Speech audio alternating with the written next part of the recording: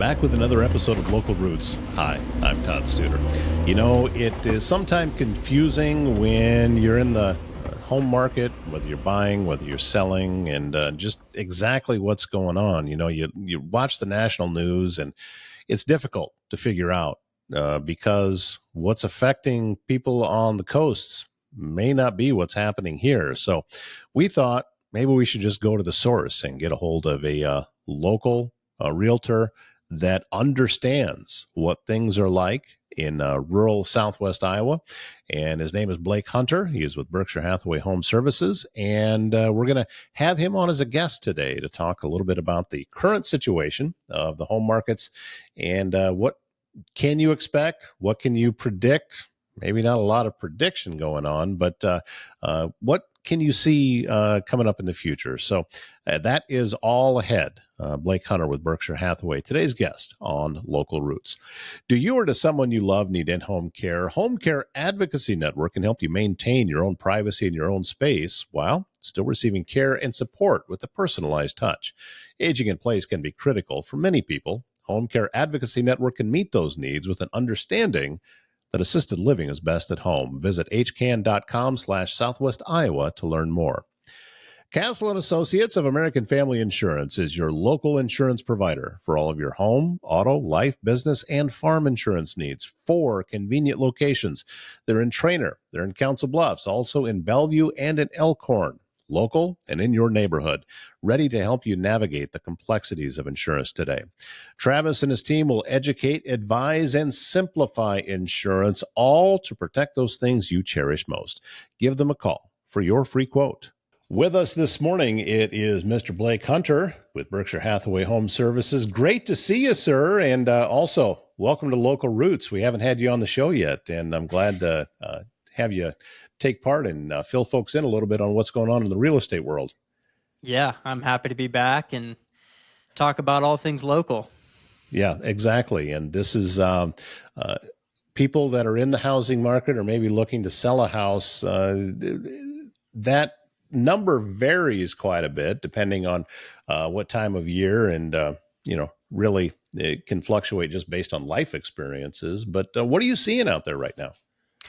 Well, just to start, it's so important for people to really pay attention to their local market. I think people get caught up in headlines.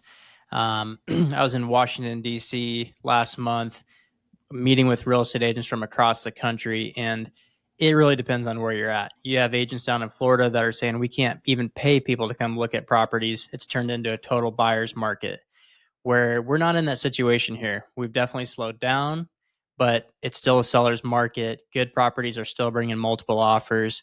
It's just it's a different feel than it was, 2 years ago. But interest rates have kind of stayed where they've been for a significant amount of time now. And I think that builds a little stability in the market. And we're starting to get those people come to the market that said, hey, I was waiting for rates to go down and I can't wait anymore. I realize that it's probably not going to drop significantly. So it's time to get into the market. At looking at those rates, it does also seem that, I know because people are worried about cash flow and about the monthly payment that they're going to be making. But at the same time, you're seeing rents go up, and I have always believed that it's based more on a person's situation than it is trying to gamble as to what the rates may do or not do. And like you said, they've stabilized a little bit now, so it may not be a bad time. Yeah, it's so hard to predict. One thing that hasn't gone down is the price. I'm a facts person. I'm a data person, and if I can relay that information to people, it's hard to argue with. So I'm looking at what is the average price of houses done here in Potawatomi County over the last year. They've gone up on average about $20,000 in 1 year. I'm looking back to June of 2022, it's about $40,000 higher. So even though the rates have gone up from where we were at that point, and they've stayed at this point, the prices have not reflected that. People are still entering the market. They're still competitive. And it's just a simple supply and demand that the price of homes has not dropped. I remember 3, 4 years ago, an agent telling me that you really can't underprice a house because it's just going to keep going for over asking and it'll turn into a bidding war. But that's not so much right now, right? No, I tell, when I'm meeting with people talking about listing their property, the most important thing is pricing it accurately. Um, what else is out there on the market right now? Not necessarily what has closed, but what's your competition on the market? Is there another house very similar to yours, for example, priced at 350? Well, that's a pretty good sign. How long has it been on the market? Can we come in right below that and be competitive? Um, it's so important because even $10,000, if you sit out there a couple extra weeks or even an extra 10 days, that's when your buyers come in and they are understanding the market and they're knowing, hey, I can negotiate. Nobody's come to the table yet, and I'm going to kind of shoot my shot. And I encourage the buyers that I'm working with to do that, in certain situations. We've seen, and I always tell people, hey, it's not just the price. Everyone really thinks about price, and that is important. But when you're writing an offer, hey, what are my terms? Am I going to get a home inspection? Can I get some seller paid credit, which has been really popular and worked well for some people that I've worked with recently, where they can get the seller to pay some of their closing costs. Maybe they can buy the rate down with that. Yeah, that's Um, a good point, and I'd yeah, like to talk about that because that's something that I never really heard of until recently. Yeah, I mean, you got to look at the big picture. $10,000 off a $350,000 home on the sale price is probably not going to mean as much to you as a $10,000 seller paid credit at closing if you're financing over 30 years. So maybe you can buy your rate down. Maybe it's just that much less cash out of pocket that you have to bring to closing. Maybe the air conditioner needs replaced and you know that and you're trying to budget for that. There's just so many different things you can do and negotiate. Well, and all of these are reasons why you need a realtor in your corner to talk about these things because a lot of it, most of us aren't thinking about. But I know that you're thinking about all this every day. You're always looking for how can I get the best deal for my client, regardless of what side of the fence that they're on. So you're paying attention to all of these different things. And that's, when you try to do something on your own and hoping to be able to save some money in the end, I think it ends up costing you. Yeah, I mean, it's so hard for somebody that's not in the market every day. You really have to be boots on the ground. And, when I talked about paying attention to your local market, I mean, that even comes down to the neighborhood. It comes down to being in Omaha versus Council Bluffs, or maybe in a small community outside of Council Bluffs. It's always different and it's always changing. So you just have to be out there. You got to be paying attention and you got to be working with people to know, what's it look like right now. Well, as you're talking about right now, as this is released on July 24th, is the availability in some of the more rural communities, is there much out there at all currently?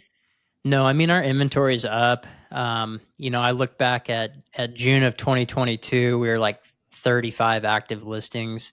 We're up, sorry, about 75 active listings. We're now about 135. That's Pottawatomie County, so Mm-hmm. that's Council Bluffs and surrounding communities.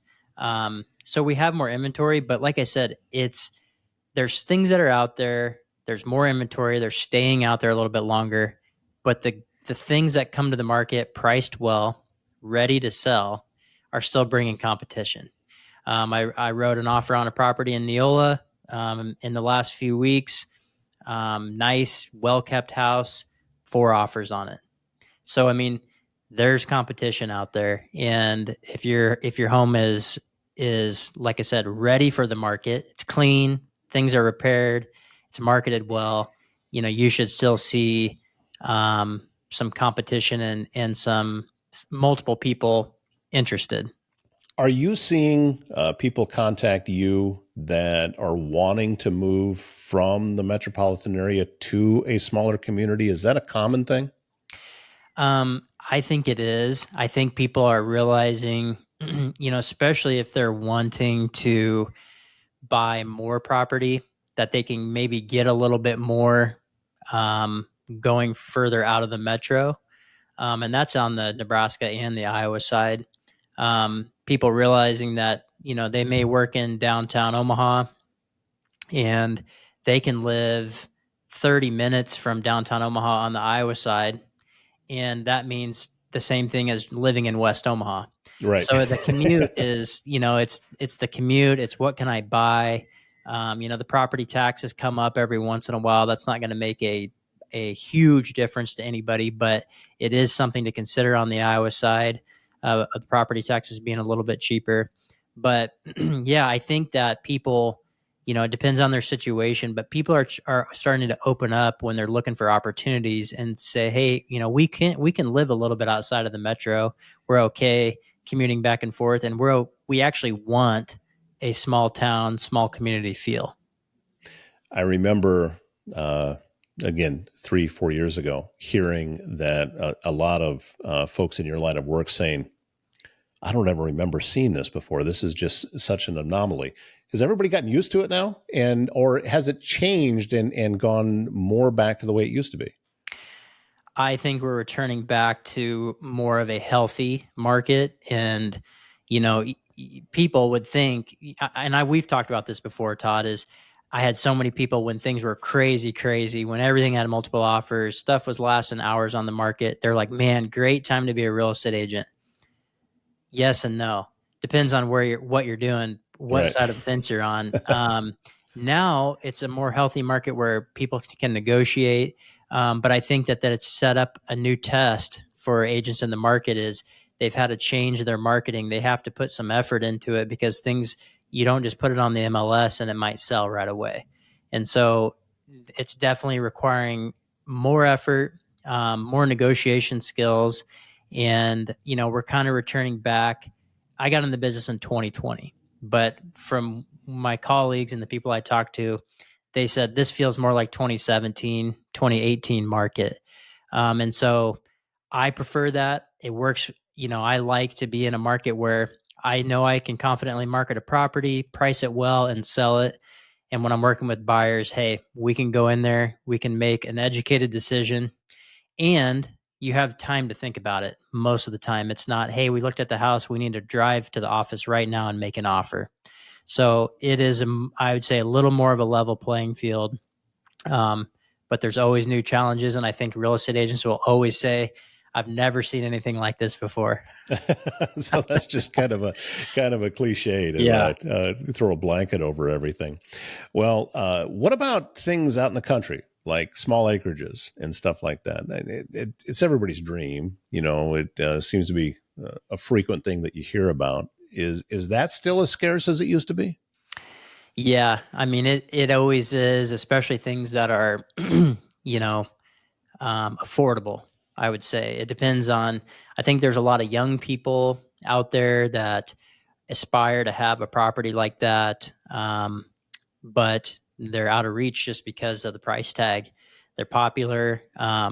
Usually when you come with a small acreage, it's usually a larger home and maybe an outbuilding, something like that. And so the dollar signs keep adding up, and it gets out of reach for some people, but it's still very popular, especially if it's you know somewhat close to the city amenities, shopping, school, whatever it might be. Those acreage properties that are right on the outskirts of town seem to be very popular.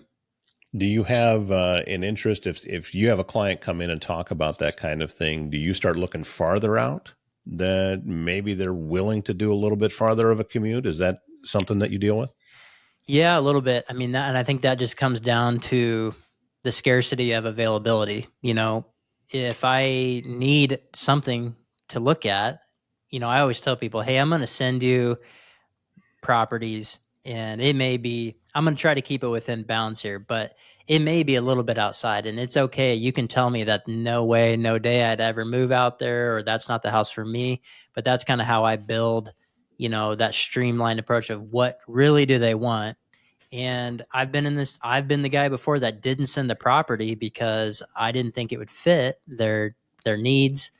And turns out it probably would have. And so I've learned that lesson. And if it's close, I'm going to send it, and I'll let you tell me you don't like it. Probably, yeah. It's it's an old sales technique. Never say no for someone. Yeah. That's the Yeah. idea. Uh, how about inside of the real estate industry right now? I know that for a while there was more agents in town than properties for sale, and that was a big difference. Are you seeing folks getting out, and is that thinning out at all, or is it still as robust as it used to be? Um, I think that we've stayed pretty stable. I'm on the board for Southwest Iowa Board of Realtors, and so I see our inventory of agents that are coming and going from the board, um, and we've actually grown a little bit over the past year, but really about the same. Um, I think it is getting more challenging for people because, like I said, it takes a little bit more effort to make money and to find the properties and to sell the properties. But all in all, I think it's maintained, fairly even. We still have more agents probably than active properties, but it's the constant that generally the top 10% of the agents are doing 90% of the business, and I think we probably fluctuate to even crazier than that, probably 95 and in 5. And so you see the same people doing a lot of business, and the people that aren't, it's just hard. If you're not doing any business, it's hard to gain any traction. Yeah, it's a difficult thing to be a success at, but it's at times it's like this big carrot that's hanging out there, and people think, "Oh, I see what he's doing. I can do that." But there's so many things that you do that people don't see, and I've heard you talk about it before that you're getting a paycheck at the conclusion of a deal. But that's not the only place you're working. In fact, that's probably the smallest amount of things that you do when it comes to a close. Yeah, I mean, for anybody in the real estate business, or if you've ever been in it, that it's a roller coaster. And even when you're doing very well, it can be very cyclical. And I mean, it's crazy just the way that things happen. I may be working with 3 or 4 people, and nothing will stick, nothing's going, nothing's happening, and then all of a sudden they all happen at the same time, and that seems to be uh, it seems to be common across the industry. I talk to other agents and they say, yeah, same thing. Had a really slow first quarter.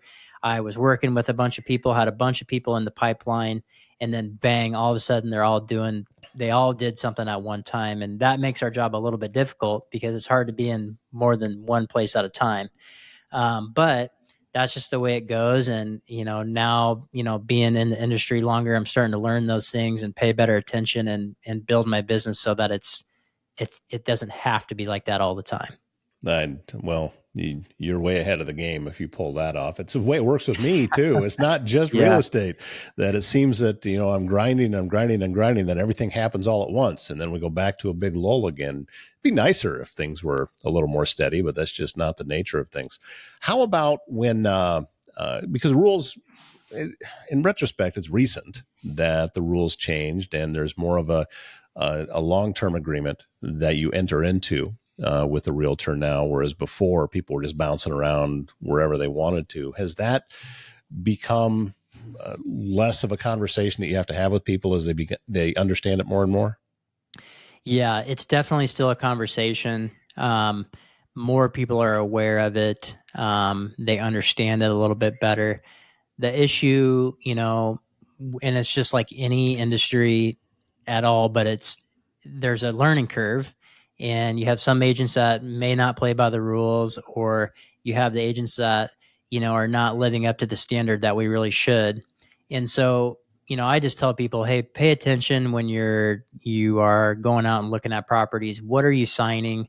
Your buyer's agency agreement, make sure you understand that, and really treat, I think it's been great because it does open the door for some transparency. It makes things a little bit more difficult. When you first meet somebody, it can be kind of awkward to have to explain this, but there's ways that, you can express that and make everyone feel comfortable. But you really need to treat the buying process very similar to how you treat the selling process when it comes to interviewing an agent. And, before it was like, hey, I want to look at a house. I'm going to call the first name and number I see. I'm going to go look at that property. When you're going to sell your house, you may interview a couple people, if you don't have somebody that you've worked with before. And now I think on the buy side, people really need to do that. Do a little research, you know, ask around and make sure you're really comfortable with who you're working with on the buy side, and know that, you're going to be signing an agreement that they're going to represent you.